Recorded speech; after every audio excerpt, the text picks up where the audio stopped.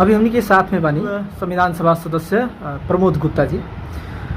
स्वागत बा सर अपने के। धन्यवाद। अभी नया पार्टी प्रवेश के अनुभव किसन रहल बाटे? निश्चित रूप से अभी प्रवेश करनी है, ऐसे बुझाता कि नया हमने के प्रवेश करनी है सर, लेकिन हमने की बातचीत लगभग साल 2 साल पहले से चलत रहा और ज़्यादा दिन वेट काहे करे के हिसाब से हमने प्रवेश किया। जैसे लोक अपवाद जन होखेला, लोक अपवाद जिसमें आलोचना और समालोचना, इस संदर्भ में कथी अपने के अनुभव रहल बाटे? राजनीतिक व्यक्ति बानी से तो राजनीतिक जीवन में राजनीतिक सिर्फ एगो पार्टी रही, चाइना लेखा कम्युनिस्ट विचारधारा के रही तो में आलोचना ना हुई, समालोचना हो सकत रहे। लेकिन जब लोकतंत्र में हमने के बानी सर लोकतंत्र पर विश्वास करता नहीं सर, तो निश्चित रूप से यहाँ विपक्षी भी हुई और विपक्षी अपने के अच्छा काम के भी बुरा दिखावे की कोशिश करी, आ बुरा जौन हुई तो कहबे करी, तो ये चलत रहला कोनो बड़ा चीज़ नहीं। जिससे नया पार्टी प्रवेश तो कहीं नहीं, लेकिन कुछ और पार्टी लोग के जैसे जनमत के बाहिक के पार्टी लोग वजह बाटे आलोचनात्मक किस्म के टिप्पणी कर रहल बाटे, उस संदर्भ में अपने के कथी धारणा रहल बाटे? स्वाभाविक बा, वो आलोचना से एगो अपने आप में हमनी के एगो शक्ति प्रदान मिलल है। ऐसे काहे कि हमनियों के फील होता रहे कि विगत के 2-3 गो चुनाव हमने के चुनाव लूज भइल बाटे, हारल बानी सब, तो हमनी के भी लागत रहे शायद जनता से हमनी के दूर हो गई नहीं कि का। लेकिन जौन विगत हमनी के 1 हफ्ता पहले जौन पार्टी प्रवेश कैनी है सर, ओकरा बाद के जौन गतिविधि देखल गई है विपक्षी दल लोग के, इससे क्लियर बानी कहीं ना कहीं उन लोग के मन में भय बा, त्रास बा कि ये लोग फिर एगो माने एकजुटता हमनियों के साथी लोग टूट फूट रहा सबके जोड़नी है सर, फिर ये लोग एगो मजबूती के साथ ये लोग उभरता लोग, तो कहीं ना कहीं वो लोग अपने आप के हमनी के कॉम्पिटिटर के रूप में देख के हमनी के विभिन्न किस्म के आलोचना कर रहा बा। 2084 के मिशन के जन अभी हर एक पार्टी जन चर्चा परिचर्चा कर रहा बाटे, पूरा एकदम जोर तोर से अभी ही प्रचारबाजी में लाग रहा बाटे।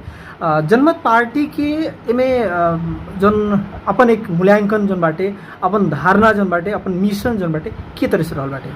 जनमत पार्टी के स्पष्ट रूप से मिशन बा, 84 के मिशन नहीं के। जनमत पार्टी एगो विशुद्ध अपने के देश में पिछड़ल लोग के, राज्य शक्ति से बाहर कल लोग के, मधेसी आदिवासी जनजाति जौन अलग राज्य के तरफ से अलग जौन दूसरो दर्जा के नागरिक देखल जाला, उ समुदाय खातिर आवाज़ उठावे के, लड़े के, संघर्ष करे के, राज्य से उ लोग के हक अधिकार दिलावे के मिशन ई है। हाँ, चुनावी तो प्रक्रिया है, हर एक 5 वर्ष में चुनाव अइबे करी, 84 के बाद में भी चुनाव आई, तो ऐसे कोई अन्य दल सोचत हुई कि 84 के मिशन के हिसाब से लोग काम करता था, पार्टी सब तो करबे करी, इनमें कोनो दुमत के बात नहीं के। आगामी चुनाव के मद्देनजर रख के अपन गतिविधि तो बढ़ेबे करी, उ गतिविधि में हमनियों के जनमत पार्टी बा, लेकिन विशुद्ध रूप से हमनी के जनमत पार्टी एगो विचार पर निहित बाटे, जौन अपने के कहबे कैनी है। जैसे नया पार्टी में जन प्रवेश कैनी है, एमें बहुत लोग की धारणा आ रहा बाटे, जन टीका टिप्पणी जन हो रहा बाटे कि जे अब वहाँ तक बहुत पार्टी में घूम रहा बानी, अनेक दल में, इस संदर्भ में कथी कहना रहा बाटे? जे भी साथी लोग विशेषतः विगत के हमने के दल जसपा नेपाल के ही साथी लोग विशेषतः इस चीज़ के बेसी प्रचारबाजी में बा। अब कारण भी बा, अब काहे कि अब वो लोग के घर से जब निकलल बानी से तो निश्चित रूप से ज़्यादा दुखित तो वो लोग है ही बा, लेकिन जौन गतिविधि जौन राजनीतिक गतिविधि वो लोग के भाषा सब नहीं के, अपशब्द बोले के, सामाजिक संजाल में डाले के, ये सब क्रियाकलाप वो लोग के कार्यकर्ता के जौन देखल जाता। कार्यकर्ता कथी कहल जाए, हमें मंत्री तक के केंद्रीय सदस्य मंत्री लोग भी हमें शामिल बा लोग, पूर्व सांसद लोग भी शामिल बा लोग, तो ये गतिविधि से ये लागत है कि वो लोग के जौन नज़रिया हमने के जसपा में रहनी से उ नज़रिया जौन उ लोग के हमने प्रति रहे से में आज भी वो नज़रिया बाटे। कारण हुए है कि हमने के दल छोड़े के पड़ल है, और रह गल कि उ लोग के बात बा कि परिवर्तन 7 गो 8 गो 10 गो जब जौन जरा इच्छा लागता हिसाब से बोलता लोग।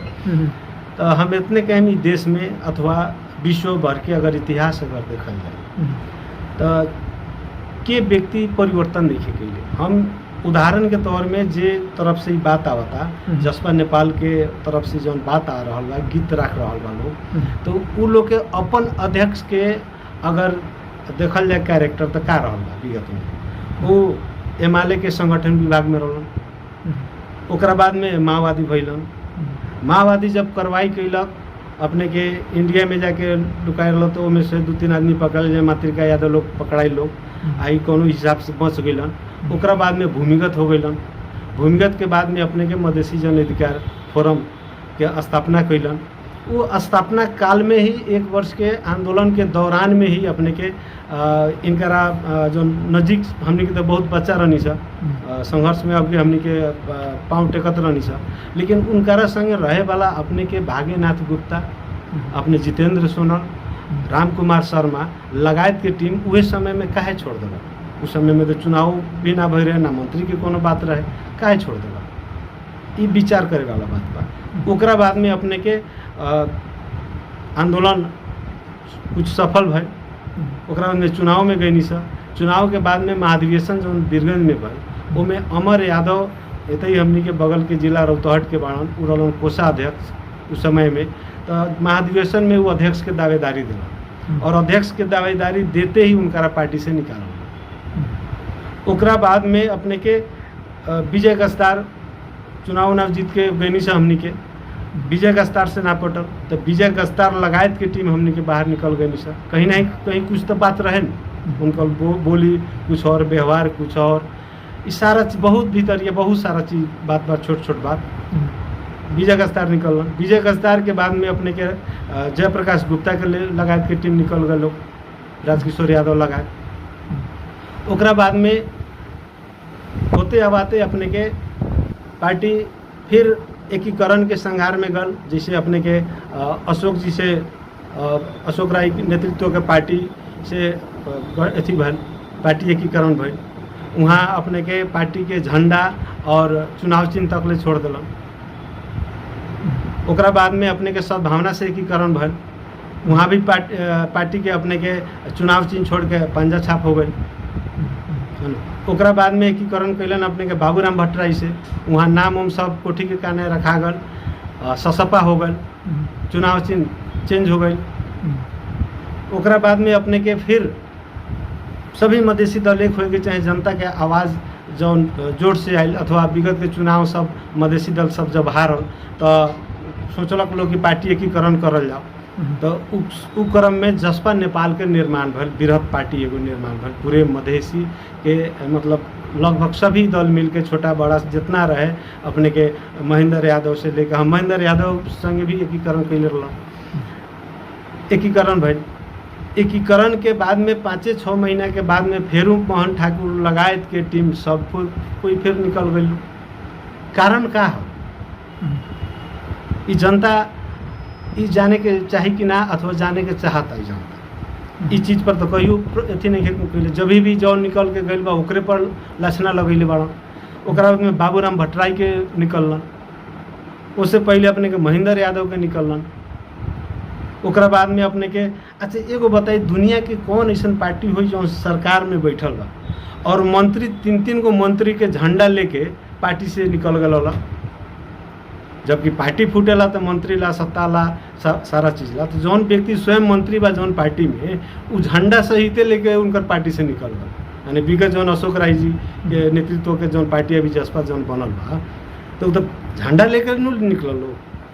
तो भाई अपने इस चीज़ पर कभी गौर नहीं कैले कि हमरा में काफ़ी कमी कमजोरी बा। हमरा साथ में 2 महीना 4 महीना 6 महीना साल भर लोग रहेला फिर निकल जाला। कारण का अपना में सुधार के कोनो बात नहीं थे। और जब जो साथी निकल जाइए पर 10 किस्म के लक्षणा लगाए। विगत के अपने के 6 वर्ष प्रदेश सरकार चले, एकलौटी अपने के 5 वर्ष चले। ओकरा बाद में दूसर का चुनाव में 1 वर्ष अपने चले।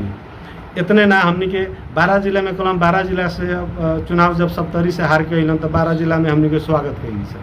उहे समय में हमनी के पार्टी छोड़ दिले रहनी से, हम रामकिशोर जी, शिवनाथ पटेल जी लगायत के टीम हमनी के निकल गए रहनी से पार्टी से। फिर उपेंद्र जी बुलाए, कहलन कि मैं आपका अध्यक्ष रह चुका हूँ, मैं आपका जिला में आ रहा हूँ चुनाव लड़ने के लिए, आप लोग सहयोग कीजिए। तो हमनी के निस्वार्थ हमनी के सहयोग करी सर, हमनी के भल के ठीक है चुनाव इनका जितावल जाओ, व्यवहार अगर सही रहल तब रहल जे ना हुई तो हमनी के अपन रास्ता चूज कर लो। जबकि वही समय में हमनी के सीके राव जी से हमनी के टीमें प्रभु पटेल, रामकिशोर यादव, प्रमोद गुप्ता, अपने के शिवनाथ पटेल लगायत के और साथी सब मिल के हमनी के उनकर उप निर्वाचन से पहले हमनी के सारा गप हो गई रहे हमनी के जनमत में जाएगी। लेकिन जब वो चुनाव लड़े अलन, रिक्वेस्ट कैलन, तो हमने करी चलो अध्यक्ष हमने के इतना दिन मानल बनी आगे चुनाव लड़े ला कहते हैं, चलो सहयोग कर दे लगा, इससे हमने के बैक हो गई नहीं सर। लेकिन जब चुनाव जीत गईलन तो फिर गतिविधि हुए है इतना, यहाँ तक कि व्यक्तिगत तो हमनी के जौन माइनस करके पार्टी में रखले रहलन अथवा माइनस करके हमनी के जौन जातलन तो वहाँ तक ठीक है भाई। यहाँ तक कि प्रदेश सरकार के जौन बजट विकास रहे सिर्फ ले आके जितना भइल अपने के 2 नंबर क्षेत्र में खाली ले आके दिलन, कुछ व्यक्ति के हाथ में मात्र दिलन, 2-4 व्यक्ति उनकर नज़दीक के लोग के, बाकी हमनी के क्षेत्र सब वही लखा रह गए। तो इस सारा गतिविधि देख के उस समय में पारस जी लगभग मूवमेंट में ना रहलन, लेकिन बाद में पारस जी भी देखलन कि ना एमे अब रहल बेकार बा, अथवा हमने के अपन राजनीतिक हत्या में रह के हत्या करावतानी सब जी से, ऐसे एमे रहल ठीक नहीं थे। ऐसे हम कहतानी जे भी साथी लोग कहता परिवर्तन, पार्टी परिवर्तन, तो भाई अपने के अध्यक्ष तक कई पार्टी परिवर्तन कर चुकल, उस चीज़ पर अपने के ध्यान काहे नहीं के। अपने संगे रहे वाला लोग जौन भी प्रश्न करता आज अपने के पूर्व मंत्री अपने के योगेंद्र जी, वो भी तो अपने के उनकर पीए रहलन, पीए के बाद में पार्टी छोड़ दिलन, सद्भावना से भी चुनाव लड़लन, फिर बाद में बैक होके फिर अपने के सशब फोरम में अलन, उस समय में चुनाव जीतलन, मंत्रियों भैलन, आज उतना ही बाड़न, तो वो भी प्रश्न करता रहन। तो वे हम कहता नहीं कि भाई पहले अपना आप में देखी ना, अपने काहे चेंज कैले रहनी, अपने काहे निकल गए रहनी। आज ठीक बात जहाँ रहेला ऊपर बड़वाई करेला लोग गीत गावेला, तो आज गीत गावता नहीं, तो पहले भी तो अपने चेंज कैले बानी। उनकर माने के व्यक्ति बाकी बा में छोटा छोटा कार्यकर्ता तो खैर बात छोड़ी तो अब सब प्रयोग करते बा, फिर भी भल हमने की सोचने से राजनीतिक व्यक्ति बानी, माने ये कार्यकर्ता काल हमने के समान के लिए रहे, ये कार्यकर्ता हमने आज गरियाओ तो कोनो बात नहीं के, जितना जेकर जितना बुद्धि बा विवेक बा वो अपन काम कर रहा बाटे। बस अब छोटा सा एक में प्रसंग हम जोड़े के चाहें कि जैसे हर एक पार्टी में एक गतिविधि दिखल जाला, एक पार्टी से छोड़ करके दूसर का पार्टी में, दूसर पार्टी छोड़ के तीसर का पार्टी में, लेकिन ये वैचारिक जोन मनोवृत्ति जोन बाटे, मनोवैज्ञानिक हिसाब से जोन एक लड़ाई जोन बाटे वैचारिक, ये लड़ाई के अपने कौना दृष्टि से देख रहा बानी? देखिए पहलका तो लोकतंत्र हम शुरू में कहनी कि लोकतंत्र में यदि हमने के विश्वास रखता नहीं सर, ये देश लोकतांत्रिक देश यदि होता तो अपने विगत के भी कांग्रेस के देखी ना, शेर बहादुर जी पार्टी टुकड़ा के अलग ना रहा, एमएलए अपने के कई बेर टुकड़ा नहीं के भाई, कौन पार्टी बाकी बा और कौन नेता बाकी बा अपने के चेंज करे कैले नहीं के, जे जहाँ जैसन अवस्था ओकरा मिलल बा। लेकिन हमने के पार्टी से अलग भैनी 5 बेर 7 बेर जे भी लोग लिखता, तो भाई प्रमोद गुप्ता पार्टी चेंज करके कौन मंत्री बन गई बना, मंत्री ला फोड़लन की कि वहाँ कोनो विचार रहे, कोनो किस्म की एजेंडा रहे, है ना।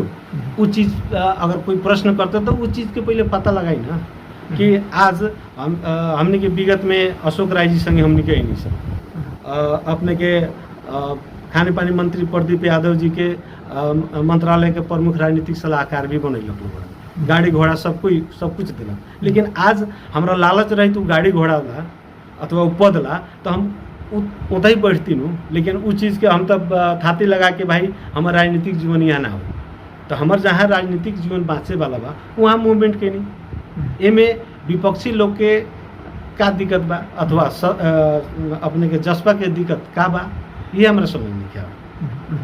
और वैचारिक हिसाब से ही जौन अपने हमने के देखने उपेंद्र जी के नेतृत्व में जौन एगो संघर्ष का रास्ता हमने के देखेलन, कथी कहलन कि विभेद के विरोध में आप लोग लड़िए, तो हमने के संघर्ष कहीं नहीं, माने 22 वर्ष 24 वर्ष की उम्र से संघर्ष में गई नहीं सर, विभेद के विरोध में इतना बड़ा आंदोलन भाई, और अपने खुद अपने घर में विभेद करें तो भाई के लखा अपने घर में विभेद करता नहीं तो वहाँ विद्रोह करता नहीं, तो हमने के अगलावादी अथवा दल बदलू चाहे जति अपने के नानी में शब्द प्रयोग माने कहे के मौका मिला तो सब कहतनी। तो एक ओरी राज्य सत्ता के विरोध में विभेद के विरोध में लड़ेला कहतनी, आ एक ओरी अपने घर में जब विभेद करें तो हमने के संघर्ष काहे ना करें। अब अंतिम में जैसे हर एक पार्टी के लोग जन कल्याण के ही खातिर राजनीति करता है, फिर भी समाज के आज ऐसा उत्पीड़न, अत्याचार, भ्रष्टाचार, अनियमितता लगायत नाना तरीके कांड से भरल देश हो गए बाटे। आखिर एक वजह के जो दृष्टिकोण बाटे कथी रहल बाटे राव? देखिए, अभी तक के अवस्था में देश के जो राजनीतिक उथल पुथल जो अवस्था बा, ये में हम इतने कहें कि दूध के धोल कोई नहीं की। कहीं ना कहीं राजनीतिक व्यक्ति लोग के कमी कमजोरी के कारण से आज कभी राजा के बात उठाता, कभी विभिन्न किस्म के बात सब उठता। तो ये सब चीज़ कमी कमजोरी आज के परिस्थिति में बा। अपने के जो सरकार नेतृत्व जो संचालन हो रहा बा, उ पार्टी के क्रियाकलाप जो देखतानी से हमने के सत्ता में जो संगे बाटे कांग्रेस उ लोग के गतिविधि देखतानी से, तो कहीं ना कहीं ये जनता ये क्षुब्ध बा और उ लोग इस चीज़ के बचावे नहीं के सकत। आज के जौन अवस्था बा हमनी के जिला के अथवा मधेश के जौन आज गर्मी, लाइन के समस्या, पानी के जौन समस्या, एकरा खातिर हमनी के काल प्रधानमंत्री तो अल रहन जिला में सूखाग्रस्त क्षेत्र अवलोकन भी करे। तो लेकिन एकरा खातिर पूर्व तैयारी क्या बा? सिर्फ कह दिलन कि 500 बोरिंग, तो एगो मंत्री दे सकता न 500 बोरिंग। अब प्रधानमंत्री जैसे व्यक्ति आया कहता कि 500 बोरिंग आमी दिन ये कितना लाजास्पद बात बा, है ना? तो ये चीज़ में उ लोग के विचार कहीं ना कहीं हम देखता नहीं, विशेष करके कि देश के कांग्रेस एमएलए मधेश प्रति उदासीन, पुलिस प्रहरी प्रशासन के भी अवस्था सब ये सब बाटे। सिर्फ मधेश से लूटे के बा, खुला बॉर्डर बा और ऐसे लूटे के बा। एक और कानूनी रूप से लूटे के बा राजस्व के नाम से, दूसरा ओकर भीतरिया अपन विभाग से लुटवावे के बा। तो ये सब गतिविधि बा, यही सब गतिविधि के कारण से जनता अभी क्षुब्ध बा। और यही चीज़ के लेके हमने के जनता के अधिकार, जौन जनता के जौन मौलिक अधिकार बाटे, उ जनता के मौलिक अधिकार राज्य में सुनिश्चित करावे खातिर जनमत पार्टी के तहत हमने के काम कर रहा बानी सब। यानी कि जनमत पार्टी का जनता ला पूर्ण रूप से समर्पित होकर के काम करे के सक्षम बाटे। एगो चीज़ जरूर हम कहें, अन्य दल के नेता लोग से आज सीके राउत जी सरकार के समर्थन बाड़न, संघीय सरकार के, प्रदेश सरकार में मुख्यमंत्री उनकर बा। आज सीके राउत जी के जब मंत्री मिलल तो सीके राउत तक मंत्री ना खाए गईलन, अपन पार्टी के अन्य नेता के पठैलन। आज सरकार के गतिविधि के कारण से वो भी मंत्री बैक करा लेलन, मंत्री में भी नहीं खन, सरकार के सिर्फ समर्थन दिले बाड़न। तो ऐसे तो जरूर लौकता है कि सीके राउत कुछ ना कुछ करी, अथवा अभी तक के गतिविधि में सीके राउत प्रति कोनो किस्म के भ्रष्टाचारी के कोई बात कहलो, कोनो किस्म के कमीशन के बात कहलो। प्रदेश सरकार उनकर बा, लेकिन प्रदेश सरकार में भी कमी कमजोरी भइल बाटे। तो स्वयं अपन आईडी से सामाजिक संजाल में जो लिखलन कि गलत काम हो रहा बा, जबकि आज तक कोई ऐसा अध्यक्ष अपन मुख्यमंत्री जहाँ बाटे कर ना सकेला, तो उस सुधारे के हिदायत दिलन। तो ये सारा चीज़ देख के कहीं ना कहीं अभी तक के नज़र में सीके राउत जी अभी परफेक्ट बाड़न मधेश ला। मधेश में उनकर एगो काम करे के इच्छा बाटे कि मधेश के आगे बढ़ावे की इच्छा बा, मधेसी जनता के हक अधिकार दिलावे की इच्छा बा, जनजाति आदिवासी के हक अधिकार दिलावे के उनकर चाहना के अनुरूप ही सरकार में डायरेक्ट रूप से उना सहभागी हो। अंत में अब जनता के कथी कहे के चाहें? जनता के ये कहे के चाहें कि हमने के राजनीतिक व्यक्ति बानी सब, जैसे कि समाज में अपने लोगन हम जनता से कहे के चाहें, विपक्षी लोग तो खैर बोलते रही, लेकिन सब साधारण जनता से हम कहें कि कोई लोग कह देवेला दल बदलू, तो ऊपर बहुत ऐसा बात आवेला। लेकिन हम कहेंगे थोड़ा सा इतिहास देखी, हमने के भारत के इतिहास देखी। रातारात अपने के विधायक चेंज होकेला, रातारात दोसर पार्टी से जाके चुनाव लड़ेला लोग, तो वहाँ तो ऐसा बात ना आवेला। लेकिन नेपाल छोटा देश अथवा जो कम जनसंख्या भेला से थोड़ा ज़्यादा चर्चा चलेला। तो ये चीज़ के ज़्यादा मायने रखे वाला चीज़ नहीं के, काहे कि समाज में भी जहाँ जो समाज में कोई व्यक्ति के साथ में अगर दुर्व्यवहार हुई तो निश्चित रूप से वो व्यक्ति उस समाज छोड़ के अन्य समाज में जैबे करे। ये सब के जैसे आज से हमने के व्यक्ति ला तो कह देता, कोई कह देता कि दल बदलू अथवा हई दल चाहे हो दल, लेकिन अगर जनता अगर दल ना चेंज करी तो इस देश में तो खाली कांग्रेस जीती, खाली एमाले ही जीती, काय मधेसी दल के लोग वोट दिए? सब तो कांग्रेस एमाले से लोग जुटा रहे लोग। विगत के माने आज से 20 वर्ष पहले तो सब कांग्रेस एमाले रापरापा से जुड़ा रहे लोग। बाद में माओवादी में काहे आए लोग? तो वो लोग दल बदलू कहल का काय मधेशवादी दल के इतना संघर्ष में साथ दिलक लोग, वो लोग दल बदलू काहे लोग का? ऐसे परिवर्तन जब तक परिवर्तन ना हुई, आज हमने के कलैया उप महानगर पालिका में बानी सा, काल राजेश यादव मेयर रहलन तो उनकर गतिविधि गलत देख के तब न जनता वोट दिलक विनोद जी के, तनी मनी ना दिलक, 23, 24, 25 हज़ार वोट दिलक। साधारण बात तो नहीं के, कहाँ अपने के 10,000 वोट आ कहाँ अपने के 25,000 वोट, ये तो फर्क देखेलक न जनता। वैसे ही आज विनोद जी के गतिविधि गलत देखल जाता तो जनता शुद्ध बा, बिहान हो सके नया चेंज करबे करी लोग। तो बिहान अब विनोद जी कहन कि जनता दल बदलू हो गए, काल राजेश जी कहल कि जनता दल बदलू हो गए। तो जब तक परिवर्तन ना करें तो अपने के भी परिवर्तन ना हुई, समाज के भी परिवर्तन ना हुई।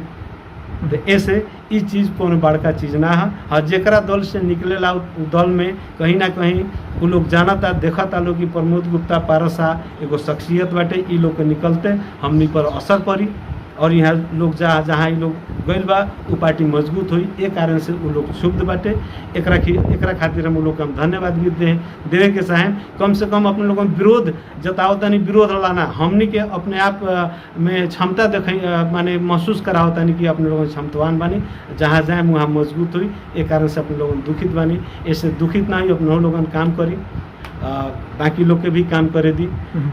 इस संघर्ष राजनीतिक संघर्ष अपने लोग भी वहाँ कितना दिन टिके वो अपने पर हम काहे कह दी कि बिहान तक चाहे परसों तक टिके, परसों आवे के पड़ी। बहुत बहुत धन्यवाद।